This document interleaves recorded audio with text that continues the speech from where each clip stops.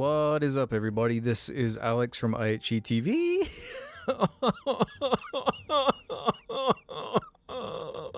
And I'm mad. I'm mad, okay? Because I just watched the live-action remake of How to Train Your Dragon 2025. The one that's everyone is saying, oh, this is how you do a live-action remake, everybody. This is how you do it right. Where in my mind, this is absolutely no different to what Disney has been doing. It's just DreamWorks doing it this time. The exact same problem as every single one of those Disney live-action remakes. It's pointlessly bloated and longer. Look, the original here, 1 hour 38, perfect. Absolutely perfect. I love this movie. I think this movie is really good. An hour 38 is just perfect for what this film is trying to deliver. No, let's bloat it to 2 hours 5 minutes. Let's ruin the pacing. Let's ruin the look of the movie. Let's redesign everything except for Toothless. Chuck in a couple of Nepo babies to boot and make hundreds of millions of dollars and coincidentally promote a new theme park based on How to Train Your Dragon. Because that's what movies are for. They're for advertising theme parks, just like the Mario movie, because IP movies are all anyone cares about. So yeah, it's Universal's turn, I guess. I'm actually surprised it took this long to copy the Disney formula and start remaking their own movies, only 15 years after their own success. At least with something like Jungle Book, there's a 50-year gap, there's generations between. I was like 16 when this movie came out.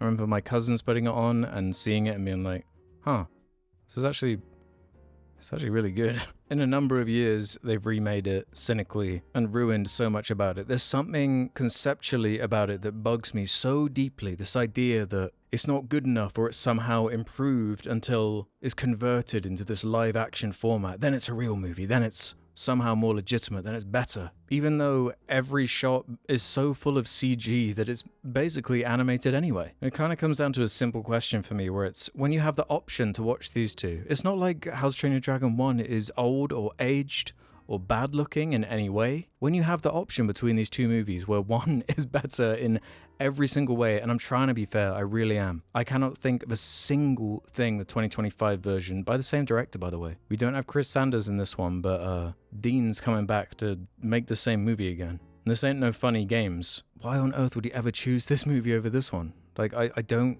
get it. And the positive reception, how people are loving this and going out, and I know there's a disconnect between, family movies, kids movies, people are going to go and see no matter what. But the fans of this franchise, they should demand something better. Because, making a sequel, making a fourth movie, that would be hard. You'd have to come up with a new angle, make a new story, new characters or something. Well, you know what, even this is what bugs me so much about the Disney remakes too, where it's like, you're an animation company, right? You're DreamWorks. What you do is animation. I would prefer you reanimate the 2010 version, give it the flair of like one of these Puss in Boots movies. You could do something with that, but for some reason, no, you have to have real actors in there. You have to completely ruin the look and the flow of the movie. And for some reason, this idea of robbing it completely of the style and personality is what it needs. That's what the story needs. That's what the newest generation needs in terms of an adaptation of this story. Yeah, let's do a cosplay version, and that's an insult to cosplay. There's some cool cosplay out there. This is like garbage cosplay. Yeah, let's put Nick Frost in there, someone who I normally like. Let's make him Gobber. Every single addition added to this version of the movie takes something away from the pacing, the style, the personality. Even when you have the same person playing the same character, they cannot stack up to what they did in 2010, because it's an animated movie with so much more freedom. They're so limited by these stupid costumes and the stupid sound stages and the ugliness of it. Look, I think the best way to illustrate my point is to show the first flight scene from both movies in certain ways. I'm probably gonna have to take out some of the audio here for copyright reasons, but bear with me here, right? So this is the original. Notice the contrast. The contrast and the use of color is a big one. Also, the use of wide shots, which I guess are not allowed in the new version for whatever reason. So this is one of the best scenes in the movie, one of the best uses of the score, where the audio mixing will let the score take center fold, which the new movie's scared of doing for some reason. It doesn't want the score to overtake anything else. But the framing of everything, like the combination of these characters is not distracting for a moment. And sure, you could like say this is a 2010 movie, but I personally think this still looks great. Especially when it's in motion, like it's a great scene, okay? There you go, look, another cool wide shot. So you get an idea of the space, the movement of everything. Then the big moment where Hiccup falls off Toothless, and he's got to abandon the instructions, and he kind of flies off intuition, and you get the music change, you get this awesome shot with the gliding. An excellent action scene. Probably the best scene in the movie. With, at the end, a nice comedic bit. He thinks he's done it. Toothless shoots some fire, and he goes into it and gets burned. Whatever. Right, now we move on to the new version. Look at this immediately. Look at the contrast. Look at how dull the colors are. I assume to try and make the real human kind of blend with the dragon a bit more, because like unlike all the other dragons in the movie, which they completely redesigned, like Detective Pikachu, to look like these horrible, realistic monstrosities, they kept Toothless's design pretty much exactly the same, because he's so iconic, and they want to sell merch that looks exactly the same. But look at how washed out and dull everything is in comparison. And whenever there's a good shot, it's because it's just directly copying the original.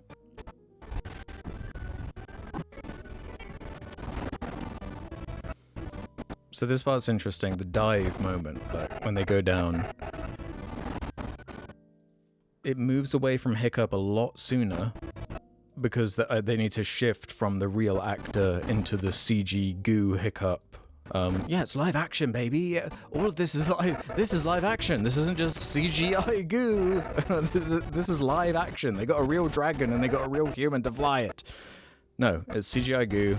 The staging is worse, the colors are worse, the contrast is worse, and there are loads of moments in the movie exactly like this, where things that really pop are accentuated, or the animation is utilized to make something highlighted in a scene. Because of the restrictions of the combination of the live action to the CGI goo, a lot of that impact is utterly lost or wasted. Yeah, that's a good example there. Like, look at that. How dry and dull it is. So whenever there's any intense action, he turns into CG goo anyway. Right, so here's the equivalent scene where he falls off Toothless, right? Look, the second he leaves his back, he becomes a CGI goober. So it's basically like, why didn't you just make this an animated movie? Why? And this is the whole, like, the whole score is scored differently because this is a much longer scene. Like, he's a CGI flying goober. All the accentuation is completely different. And it's not the fact that, like, different is bad. I would be fine with them taking a different angle or accentuating different things, but it's like, improve it. It's the same director. You've already made this movie, and you kind of nailed it. You're making a worse movie with improved technology 15 years later, and you've made a considerably worse film in the end. It's crazy. Yeah, this gliding shot here. Look how muddy it is. God, I hate this fucking film. This is some terrible shit right here. So after the moment of dodging all the rocks and the hurrah moment where Hiccup puts his arms up, they get rid of the fire moment. Toothless kind of screams and... Ooh, he's looking scary in this frame. Doesn't shoot fire anymore, because I guess that would be too unrealistic. So then it just cuts. Absolute trash. I put a couple of the scenes next to each other here to kind of highlight. Man, just immediately, like the way this pops in comparison, it's so stylized, and that's supposed to be the point. Like, the way his hair moves still looks great to this day. But the way the camera is locked to him, to his perspective, then moves back, gives you some space. And let's compare it to this look. How muddy and like grey and washed out this looks. Nah. I just don't, it doesn't connect with me. It's not what I'm looking for. Yeah, and here's the, there's also just something more, I guess, believable, quote unquote, with the way this scene goes down when it's all animation. And these two CG elements are interacting with each other, so you're not even really questioning it for a moment. The timing of this moment here, I think, is a good example. Look at that Hiccup's face and that timing of him opening his wings in time with the score gliding down, compared to the stupidly elongated scene. You don't really get the extension, that you can't even see his face. It's covered by the paper because he's like a real human being with like a fan pointed at his head. And the glide moment, like look at that. Look at the framing of this shot. The use of colors in comparison. The way they've like mirrored it for some reason. Yeah, that's funny the way they did that. It's like completely mirrored. Except, that's what I mean about the contrast. Like the character really pops against the environment, whereas here, he like blends into it. Like you can hardly tell him apart. And I guess that's just the nature of having to light and animate things to be quote unquote realistic. You got to see Toothless's taste buds on his tongue. You need to see all of it. I can't deal with it, man. So the new cast is like exactly what you'd expect for a 2025 How to Train Your Dragon. The guy who plays Hiccup is fine. I don't really blame him for a moment. I do have some blame for Nico Parker, who is the worst kind of nepo baby in terms of, look, I know a lot of people in entertainment have famous parents. I can deal with that as long as what they bring is of quality or talent. And her mum is this woman from Norbit, or Mission Impossible 2, or the Oscar-winning Crash. So having her in there is just like, okay, what are you bringing? And the answer is nothing. Garbage casting. I'm getting mad. Like, I'm getting irrationally angry at this stupid film designed for children. I will say shout out to John Powell, who composed the original soundtrack. Incredible soundtrack. John Powell is extremely talented musician. He did recompose it for this film because the timing is all off and when things hit are completely different, so they can't just plug in the exact same soundtrack as before. I guess what I'm saying is that Pedro Pascal should have been Toothless, then maybe I would have liked it. You take in 15 years, you make an uglier, worse paced and looking version of a movie we've already seen. Like I was saying that the Hiccup guy is fine, but that was one of the kind of cooler things about this movie is that Hiccup he's got such a strange voice in the 2010 version because of Jay Baruchel. Because most of the characters are Scottish, outside of the teenagers, which is one of the cooler things about this movie. It's a little bit cursed. A couple of TJ Miller being in there isn't ideal. And that is probably my biggest problem with this movie is the teen voice actors, how they have like Jonah Hill and the hyper-American stuff, when I just wish they could have all been Scottish, honestly. Hiccup's fine, because he's supposed to stand out and be unusual and not fit in. That's the point of his character. But then if we needed McLovin and TJ Miller in there. Another example of how they messed this up is what they did to the alpha dragon towards the end. This is a great character design. It's intimidating, it's freaky looking. Yeah, it might not be like anatomically correct, but it gives it an imposing presence, that's for sure. So this is what I mean about like taking the personality of a character out. Like, oh yeah, so we got to make it more anatomically correct. We've got to shrink the teeth right down, and we got to make the head look realistic, like Detective Pikachu. It's like, bruh, isn't this way cooler? Sure, it's cartoonier, sillier, but it's a silly-ass premise. You kind of need the silliness to sell the whole point of the story. This sucks. And look how grey and washed out it looks. Like, it's okay for things to be animated. It's okay. Like, this looks cool to me. This has personality. This has a style. This right here could be anything. Look at how dark and grey and gloomy. This could be anything. This could be any Hollywood movie.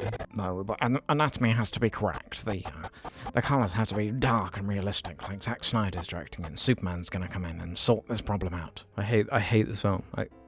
I'm sorry, I'm being like irrationally mad right now. I'm furious about this goddamn movie. It's okay to have style. It's okay to be cartoony. It's okay for these bottom teeth to be big, intimidating, and go over the other jaw for it to have an underbite. That's fine. No, you see, the jaw needs to be able to anatomically close correctly in order for the impact of the scene to hit in the way we want it to. Look at this grey fucking goo mess bullshit. Fuck this film. This is how you really do a live action. Take notes, mouse. There you go. That's the message you want to send. Yeah.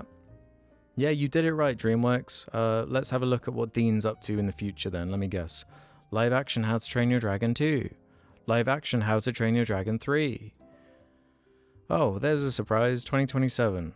How to Train Your Dragon 2, a movie we've already had, which is cool and has a style and improves upon the detail of the 2010 movie because it was 4 years later and I guess they cared about animation then. Look, I can't take it, okay? Part of this is Kung Fu Panda related, and let me explain, right? DreamWorks massacred my boy with Kung Fu Panda 4. They massacred him. Like, this ain't no 6.3. This is an embarrassing member-berry piece of trash film. An insult to the franchise. A franchise that is too good for the premise, honestly. But after Puss in Boots, even Dogman, which I reviewed recently, the maximalist, stylized stuff is really what these franchises can do with. But no, they've gone the complete opposite direction.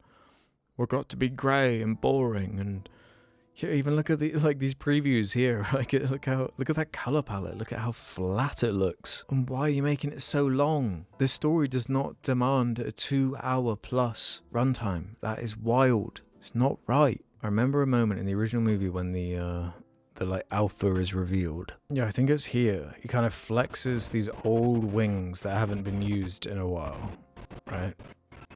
All this kind of dust and rubble falling off it. Yeah, this is a great example. Look at the equivalent shot of it flexing its wings. Like, you just can't see anything. Like, it's so like dark and gloomy. What the fuck? Look at that. That sucks. It's so much more dynamic as well with like the framing of the characters that you actually have some connection or attachment to. When the wings go up and you can see what's happening. Some like contrast with the background and like what's happening in the foreground. I don't know. You tell me if I'm being unfair to this ugly ass movie. It's an inviting direct comparisons. I don't know like what you want from me. If you're gonna remake the same movie, if you don't make it better, then what do you expect to happen? To me, this is no different to what Disney has been doing. In fact, I'm surprised they haven't started greenlighting. Oh, let's just remake Star Wars then. Like, making new ones is hard. Let's just remake them. People clearly eat it up. It's okay for things to be animated. It really is.